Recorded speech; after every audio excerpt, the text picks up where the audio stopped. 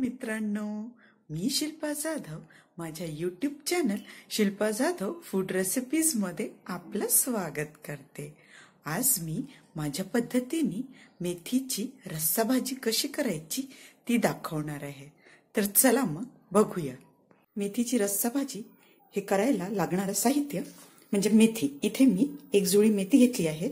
याला व्यवस्थित धुवून याला बारीक चिरून घेतलेला आहे। कधी पण ही भाजी करताना मेथी जास्त घ्यायची, तर ही मी एक जुडी घेतली आहे।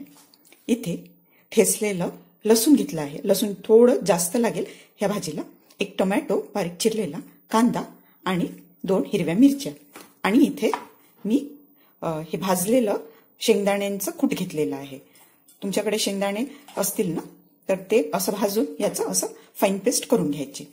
एवढं साहित्य आपल्याला लागणार आहे। आता आपण फोडणी करून घेऊया। कढईमध्ये तेल गरम करून घेतलेलं आहे।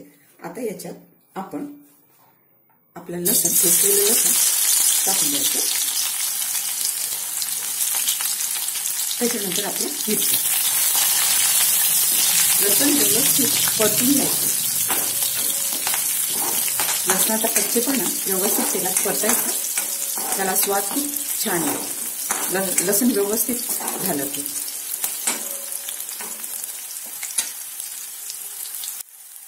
लसूण व्यवस्थित झालं की आता याच्यात आपण आपला कांदा टाकून देऊया।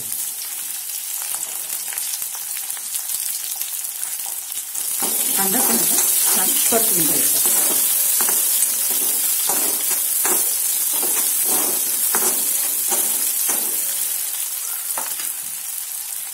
कांदा थोडासा व्यवस्थित झाला तर याच्यात आपण हळद टाकूया।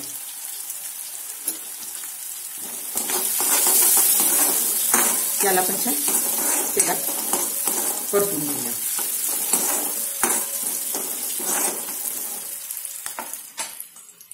कांदा व्यवस्थित झाला की आता याच्यात आपण तिखट टाकूया। मी 2 मिरच्या वापरल्या आहेत, म्हणून त्यानुसार आपण मी तिखट वापरते। याला पण छान मिक्स करून घेऊया।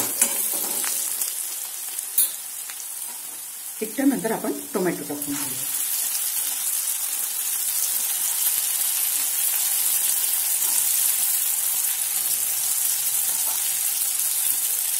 याला पण छान मिक्स करून घेऊया।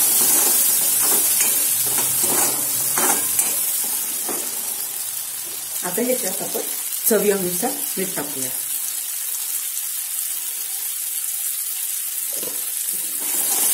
याला पण छान मिक्स करून घेऊया।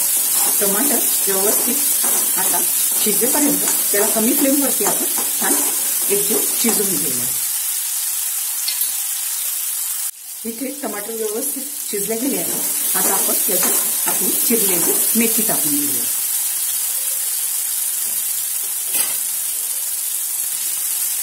फ्लेम कमी ठेवायची।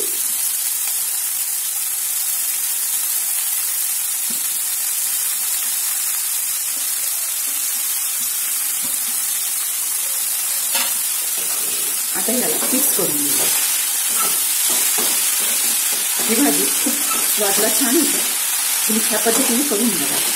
आपण सुकी भाजी तर नेहमीच खातो, पण ह्या पद्धतीने ही इकडची स्पेशल आहे।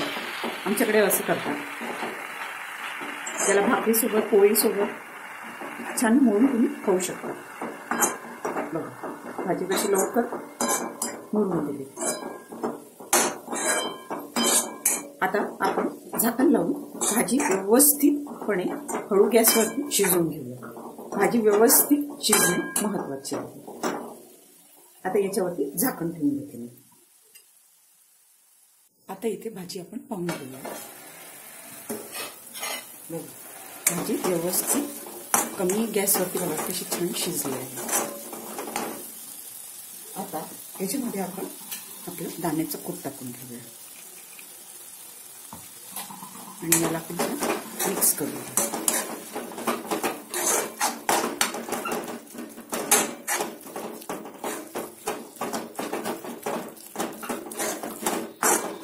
दाण्याचा कूट व्यवस्थितपणे मेथीला एकजीव व्हायला पाहिजे। मेथीची भाजी जास्त आणि दाण्याचा कूट कमी हे कधीही लक्षात ठेवा, कारण की मेथीचा स्वाद यायला पाहिजे आपल्याला। शेंगदाण्याचं नाही, म्हणून मेथी जास्त ठेवायची आणि शेंगदाण्याचं पीठ कमी. आता हे व्यवस्थित एकजीव झालेलं आहे. याच्यात आपल्याला लागेल तेवढं पाणी टाकून घेऊया आपण. तुम्हाला किती घट्ट किंवा किती पातळ करायचं त्यानुसार आपण पाणी टाकून घेऊया. त्याची कन्सिस्टन्सी तुम्ही तुमच्या हिशोबाने ऍडजस्ट करू शकता. याच्यात आणखी थोडं मी पाणी टाकते याला व्यवस्थित शिजायला. आपले सगळे जिन्नस व्यवस्थितच शिजले आहेत. फक्त आता याला चांगलं एकजीव करायला आपण थोडं पाणी त्या हिशोबाने टाकूया.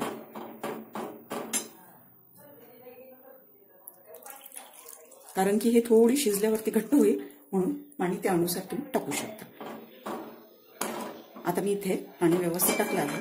याला आता कमी फ्लेमवरती आपण व्यवस्थित झाकण लावून शिजवून घेऊया. भाजी आपण चेक करून घेऊया. बघा व्यवस्थित छान उकळी आली आहे याला. बघा कमी फ्लेमवरती शिजवलं की ती छान अशी शिजते. थोडीशी ही अशी घट्टसर होत असते म्हणून मी आधी पाणी थोडं जास्त टाकलं होतं.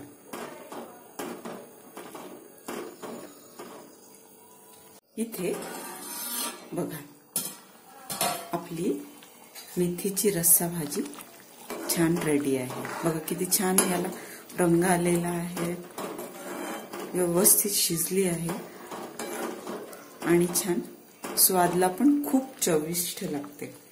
तुम्ही ह्या पद्धतीने नक्की करून बघा आणि मला कमेंट करून सांगा.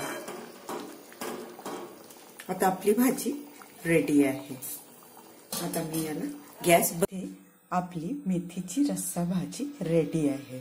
बघा किती छान रंग आला आहे आणि स्वादला आहे तेवढी स्वादिष्ट आहे. तुम्ही माझ्या पद्धतीने नक्की करून बघा. माझी रेसिपी तुम्हाला आवडल्यास लाईक, शेअर, कमेंट आणि सबस्क्राईब करा. स्वस्थ रहा आणि मस्त खा. थँक्यू.